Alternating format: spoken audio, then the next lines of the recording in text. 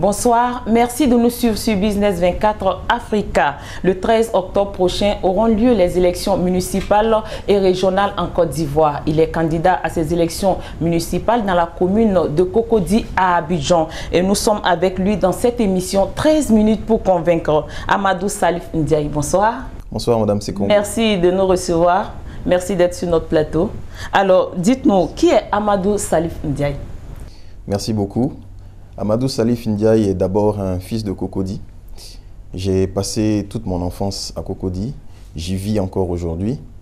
Je suis chef d'entreprise. Je dirige une société qui est spécialisée dans le conseil en financement et en développement d'affaires. Je suis marié, sans enfant. Et j'ai passé, comme je le disais, toute mon enfance à Cocody. D'accord. Alors, pourquoi le choix de Cocody? Parce que je rappelle que vous êtes né à Trècheville. Pourquoi avoir choisi Cocody? Tout à fait, merci. Alors, Trècheville est ma commune de naissance parce que je suis né à la maternité de Trècheville. Mais mes parents résidaient à Cocody et ont toujours vécu à Cocody. De même que mes grands-parents d'ailleurs, qui étaient parmi les premiers habitants de la commune de Cocody. Donc il était naturel, ayant toutes mes attaches, ayant tout mon réseau d'amis et ayant également mes intérêts économiques, puisque mon entreprise est également domiciliée à Cocody, que je m'intéresse à Cocody et que je contribue au développement de Cocody à ma manière. D'accord. Alors, qu'est-ce que vous comptez apporter à cette commune-là, Cocody? Ce que je souhaite apporter à Cocody, c'est un changement qui soit crédible, un changement dans la manière dont la commune est gérée, parce que j'estime que l'outil que constitue la mairie, qui est un outil censé être au service du développement, n'est pas optimisé, n'est pas suffisamment bien géré. Et cela se ressent dans la qualité de vie, dans la qualité du cadre de vie d'abord, dans la qualité également des projets économiques qui existent dans la commune. Je pense que beaucoup d'autres choses pourraient être faites au-delà de ce qui existe aujourd'hui. D'accord. Est-ce que pendant cette campagne qui a débuté récemment, vous avez l'impression que les gens adhèrent à votre programme quand vous faites un peu le tour de la commune? Est-ce que vous avez l'impression que les gens adhèrent à votre programme? Les gens adhèrent à mon programme. On a deux types de profils qu'on retrouve quand on sillonne la commune. On a les déçus de la politique qui sont très nombreux. De nombreuses personnes aujourd'hui considèrent que la parole du politique n'a plus de valeur, la parole de nos dirigeants n'a plus suffisamment de valeur et que les promesses ne sont pas tenues. Et pour cette raison-là, de nombreuses personnes, malheureusement, se désengagent et décident de ne plus voter. À ces personnes-là, nous donnons un message d'espoir.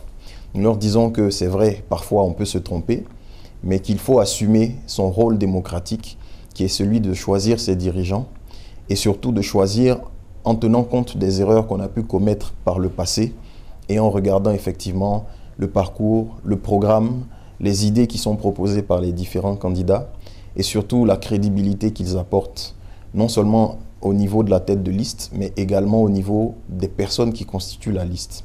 Voilà ce que nous leur disons. À côté de ça, à côté de ces personnes-là, nous avons également d'autres personnes qui, elles, sont plus ou moins déjà politisées, qui ont déjà fait un choix politique, qui, malgré tout, sont disposées à discuter de programme.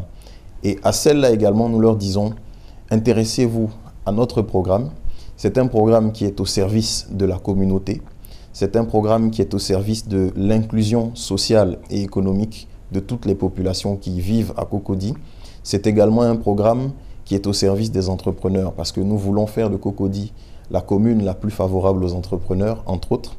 Et donc, nous appelons les gens à regarder au-delà des apparences, au-delà des évidences pour choisir en fonction de la qualité des programmes qui sont proposés. D'accord. Alors, je rappelle que vous partez en tant qu'indépendant à ces élections. Est-ce que vous ne vous sentez pas un peu avec un peu de moins de chance par rapport aux autres? Non, je suis très content d'être indépendant.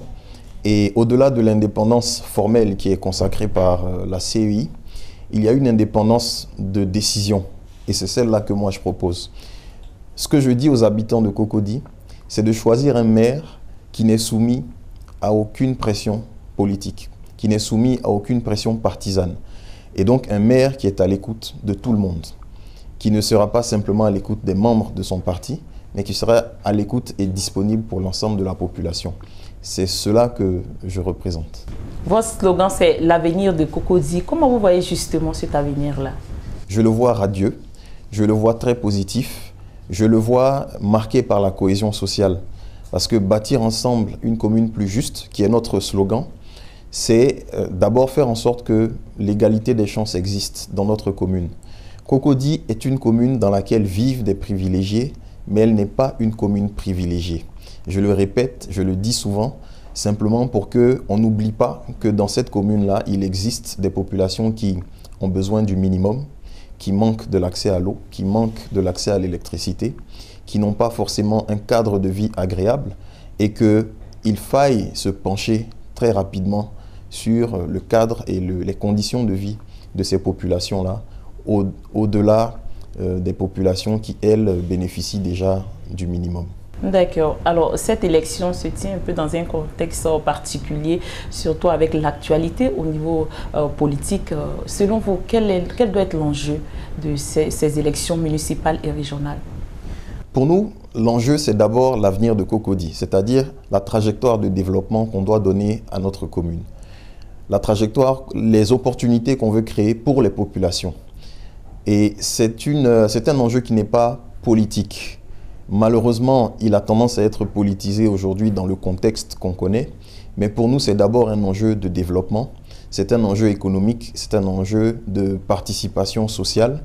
Et nous voulons recentrer le débat sur ces enjeux-là, au-delà du contexte politique qu'on peut connaître, qui est empreint de tension, disons-le. D'accord. Alors, si vous êtes élu au soir du 13 octobre, on va le dire ainsi, quels seront vos axes prioritaires? D'abord, la cohésion sociale et la justice sociale. Faire en sorte que dans les quartiers les moins favorisés, on recommence à investir, qu'on dote ces quartiers-là des infrastructures, qu'on les dote des services sociaux de base.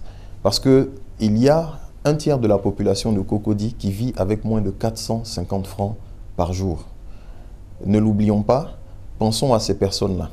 Et je dirais que c'est une nécessité économique pour toutes les personnes qui, elles, vivent au-dessus de cette barre. Pourquoi? Parce que plus les écarts se creusent, plus on a des phénomènes de violence qui existent. On parle souvent des jeunes, des mineurs violents, on parle des agressions, mais qui sont en réalité des effets de la pauvreté et des disparités qui peuvent exister dans la commune.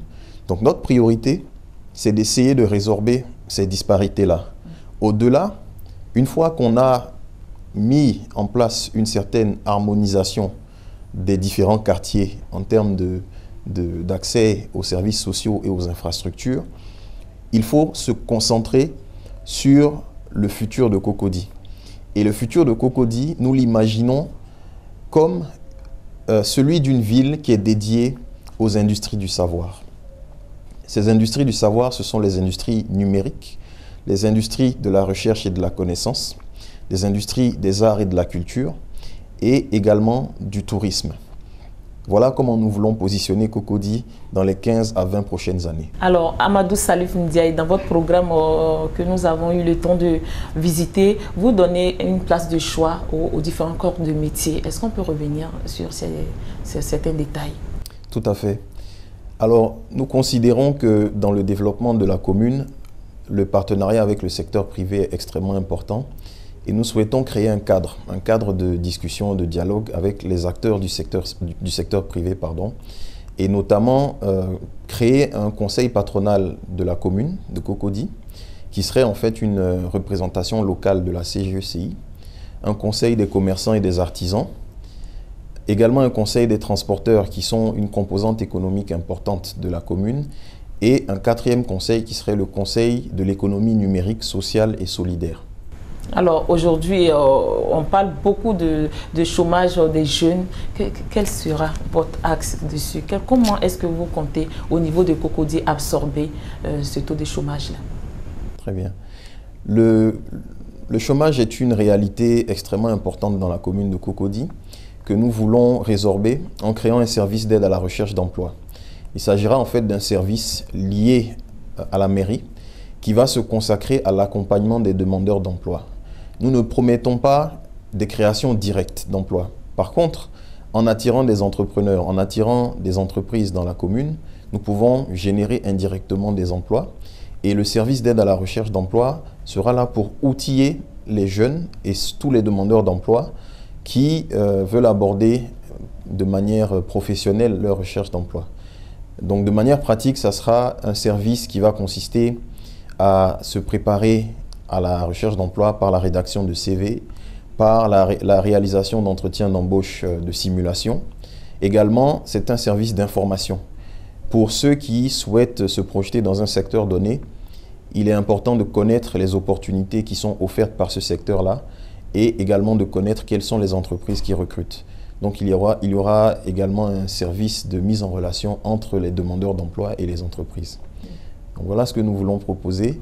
Ce n'est pas, comme je le dis, une création directe d'emploi, mais avec l'aide du secteur privé, permettre à la jeunesse de Cocody et à tous les demandeurs d'emploi qui le souhaitent de bénéficier d'un accompagnement durable. Dites-nous votre dernier mot. Mon dernier mot à l'endroit des électeurs, c'est d'abord un message d'espoir pour leur dire que les erreurs du passé appartiennent au passé et qu'ils ont la possibilité de désigner ceux qui vont conduire la vie de leur commune cette année et qu'ils devraient s'engager. Parce que les maires, que le choix soit bon ou mauvais, il y aura un maire à Cocody. Il faut donc qu'ils s'engagent pour pouvoir influencer ce choix-là. Il n'est pas normal que seulement 34 000 habitants décident pour une commune de presque 800 000 habitants.